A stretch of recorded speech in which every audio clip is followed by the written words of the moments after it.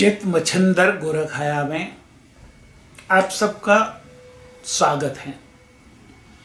जय हिंद, जय भारत, जय जवान, जय किसान, जय विज्ञान। मेरे प्यारे भारतवासियों, हम विश्व में सबसे ज्यादा पीड़ित यदि कोई है तो वो भारतीय हैं। क्यों? कि हमारी सहिष्णुता का सबने इंतहा लिया है। आप जानते हैं कि ऋषि काल से हम मेहनती रहे हैं।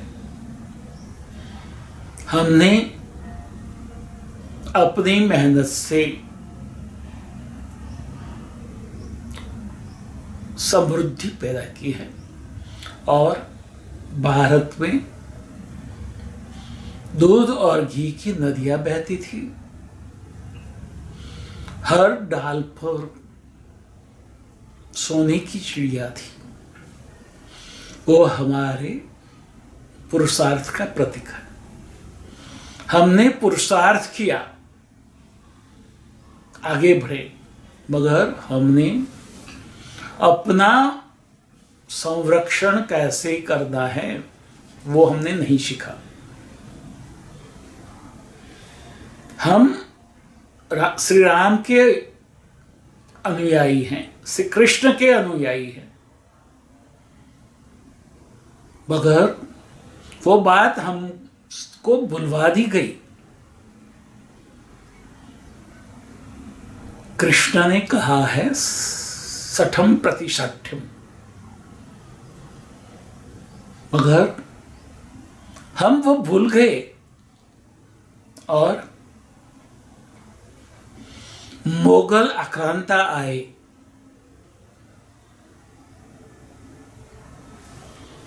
कई सदियों तक वो हमारे ऊपर आक्रमण किए और हमें लूट कर चले गए। पैसे खत्म हो गए, फिर आए, फिर हमें लूट के चले गए। उसके बाद में कई मुगल यहां ठहर गए और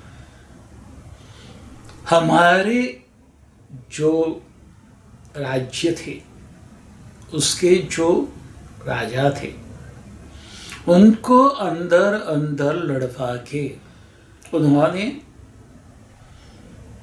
अपना कब्जा जमा लिया, अपनी जगह बना ली और हमको लूटने का शुरू किया।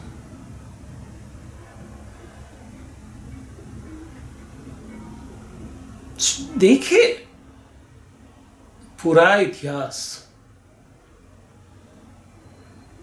हम गुलामी में ही रहे हैं। पहले मुगलों की गुलामी की, फिर अंग्रेज आए, अंग्रेजों की गुलामी की और अंग्रेजों ने एक बड़ा काम किया कि हमारी मानसिकता को गुलामी में बदल दिया। हम गुलामी की मानसिकता से पीड़ित हैं। पहले मुगलों के गुलाम थे, बाद में अंग्रेजों के गुलाम रहे, उसके बाद में हम कांग्रेस के गुलाम रहे। मैं कहूंगा कि हमको कांग्रेस ने गुलाम बना दिया। छोटे छोटे टुकड़े डाले और वो टुकड़ों में हम खुश हो गए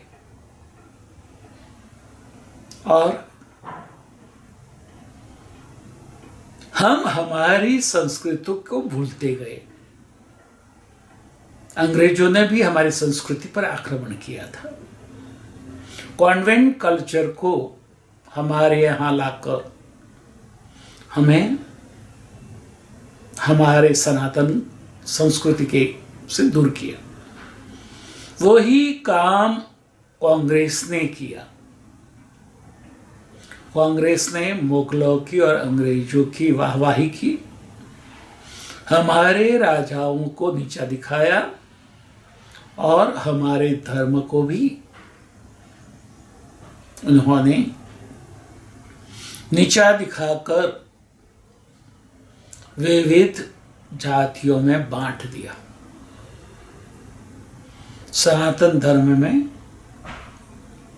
कोई जाति नहीं है, कोई वर्ग नहीं है।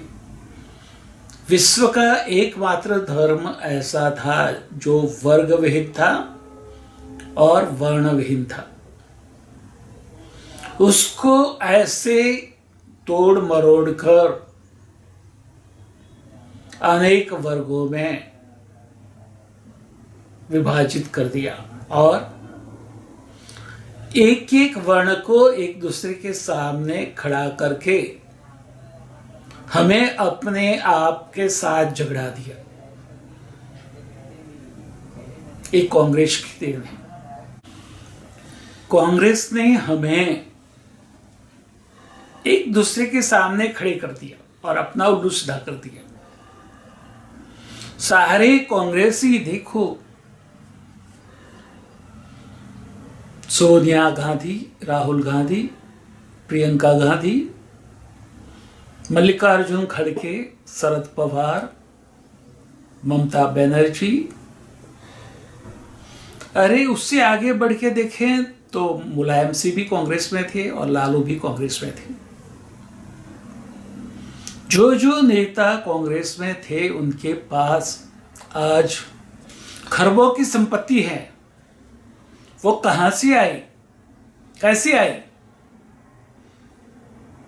भारतीय गरीब होता गया और हर भारतीय की जो समृद्धि थी वो टैक्स के रूप में सरकारी तिजोरी में गई और सरकारी तिजोरियों को ये लोग ने अपने घर में भर दिया। देश का विकास, कौन से देश का विकास करना है? उनका विकास हो गया, कांग्रेस का विकास हो गया, कांग्रेस के नेताओं का विकास हो गया तो देश का विकास हो गया। देश के मतदाताओं को उन्होंने आज तक छल किया है, उसके साथ उन्होंने बेईमानी की है और वही नेता अपने आप को एक दूसरे से सवाए प्रामाणिक बताने निकले हैं। वो नवाब मलिक जो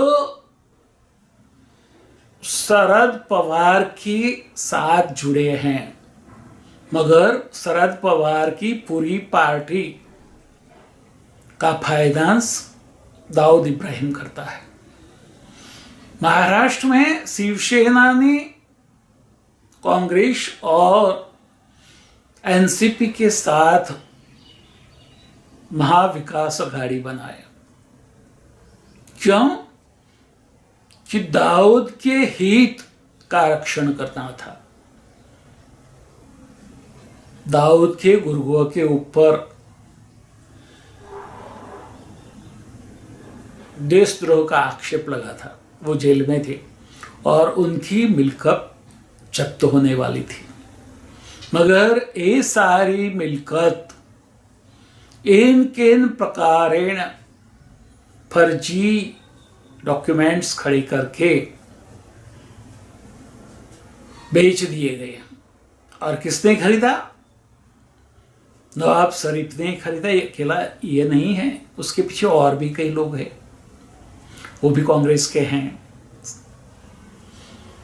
शरद पवार के नजदीक के लोग हैं और वो देश को बचाने की बात करते हैं। देश को किससे बचाना है? मोदी देश को बचा रहे हैं, नहीं आगे ले जा रहे हैं और पूरे विश्व में भारत का नाम रोशन कर रहे हैं। 70 साल में कांग्रेस क्या कहती थी? भारत बेचारा गरीब देश विश्व से मदद करे। आज मोदी जी ऐसा नहीं कहते, मगर सब विपक्ष के नेता ममता से लेकर Chandrashekhar Rao, Stalin, Sharad Pawar, Arvind Kejriwal, Ford foundation का कुत्ता, वो तो स्वीट टेररिस्ट अपने को समझता है और सही में वो टेररिस्ट है। वो आपको लालच देकर आपके वोट खरीद रहा है और सत्ता पाकर देश को तोड़ रहा है।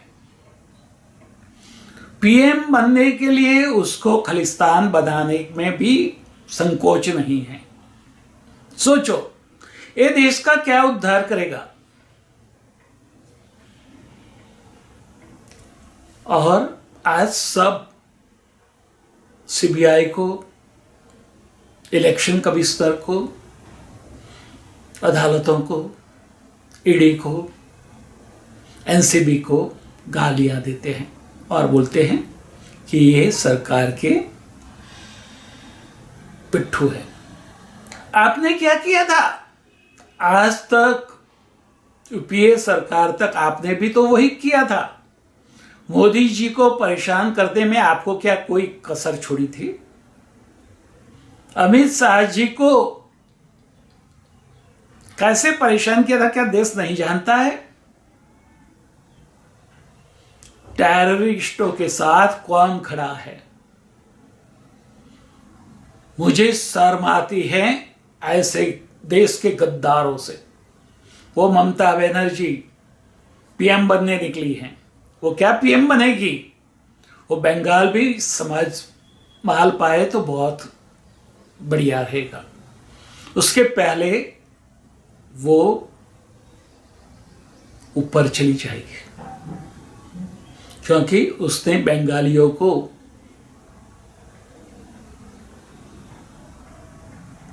चीटिंग किया है, बंगालियों के साथ धोखा किया है और बंगालियों को डरा के बंगालियों का वोट लेकर बंगालियों के नाम पर जो बंगाल में हो रहा है वो क्या आप पूरे देश में चाहते हैं?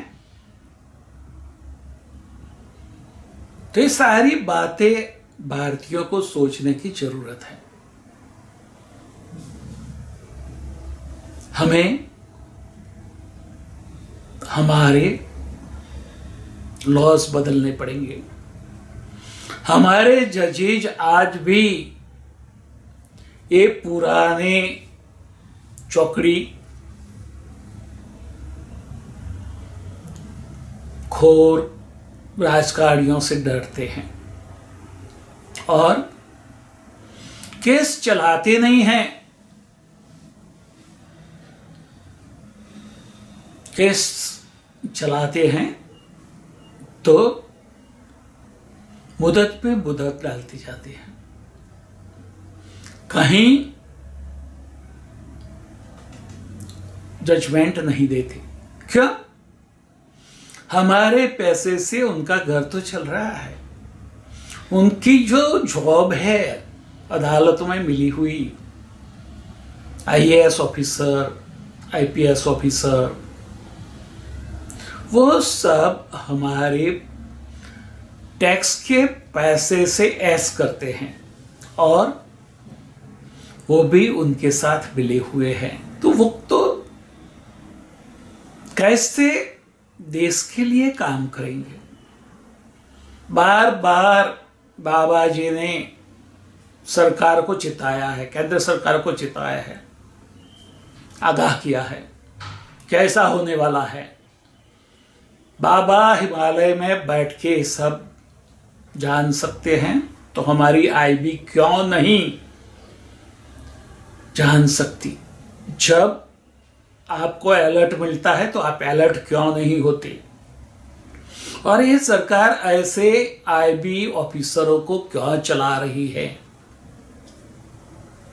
उसको हटाए और देशदाज वाले आईबी ऑफिसरों को वहां बैठाए, ईडी को पावरफुल बनाए, एनसीबी को पावरफुल बनाए, सीबीआई को पावरफुल बनाए, इलेक्शन कमिश्नर को और सारे पावर्स दे, जजों को ऊपर टाइम बाउंड जजमेंट देने का नियम बनाए, लॉ बनाए, और उनको अच्छी तरह काम करने के लिए वातावरण हमें देना होगा। ये हम नहीं करेंगे तो ये जो भी 5-6 साल में बदलाव हुआ है वो बदलाव के ऊपर पानी फेर जाएगा। कश्मीर भारत का है, ऐसा नहीं। बृहद आर्यव्रत पूरा भारतीय उपखंड भारतवर्ष था। हम सिकुड़ते गए और आज एक छोटा हिस्से को हम भारत कहते हैं। हम कभी गर्व करते हैं कि हम वहां तक थे, पर्शिया तक थे, कंबोडिया तक थे। भाई थे तब थे, आज क्या? आज उसके लिए प्रयत्न करो ना, जागो। मगर हमारे देश में बुद्धिजीवियों की कमी नहीं है, वो सो कॉल्ड बुद्धिजीवी हैं। अवार्ड वापसी गैंग की कमी नहीं है, क्योंकि उनको अवार्ड वो सरकार की खुशामद के लिए मिले थे। उसमें कोई खास वजूद नहीं थी कि वो अवार्ड के पात्र नहीं थे जो अवार्ड मिले थे। और ऐसे लोगों को हमें समाज के आगे खुला करना पड़ेगा। जब तक हम अपना संरक्षण खुद न करें तब तक हम विश्व में अपनी पहचान नहीं बना सकेंगे।